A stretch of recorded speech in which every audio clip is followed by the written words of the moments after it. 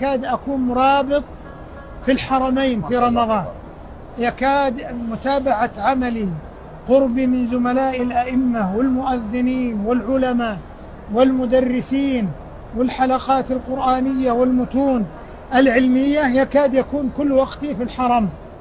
أبدأ الوقت بالسحور، والسحور أيضا يكون على تمرات وشيء من الزبادي بحيث ما يدخل الإنسان على نفسه، ثم يصلي الفجر مع الجماعة في الحرم في الغالب، ثم أيضا التلاوة إلى شروق الشمس والمراجعة، ثم يخلد الإنسان للراحة قليلا ليستعد أيضا للعمل، لأن وراءنا عمل وعمل إداري في متابعة عملنا.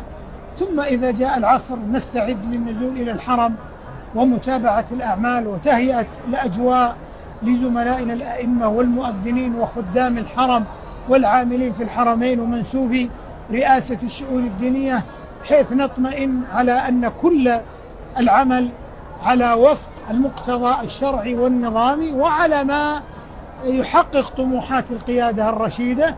ثم نستعد للإفطار على التمرات في السفرة المعهودة، صلاة المغرب، أيضا تناول شيء قليل كما قلنا من السمبوسة، ولا من السمبوسة بالمناسبة غير المقلية بالسمن، لا حقة الفرن هذه، حتى السمن والزيت ما يؤثر على التلاوة والحنجرة والأمور الأخرى.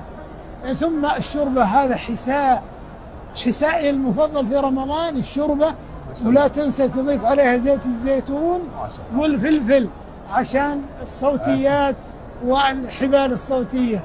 ثم ننزل للتراويح نصلي مع المسلمين، وبعد صلاة العشاء هذا مكتبنا في استقبال الزائرين والمستفيدين وإثراء تجربة القاصدين والزائرين إلى هزيع من الليل. نخرج عاد بعد ذلك إلى الأهل والعائلة نتناول معهم السحور، ثم نعود البرنامج. المهم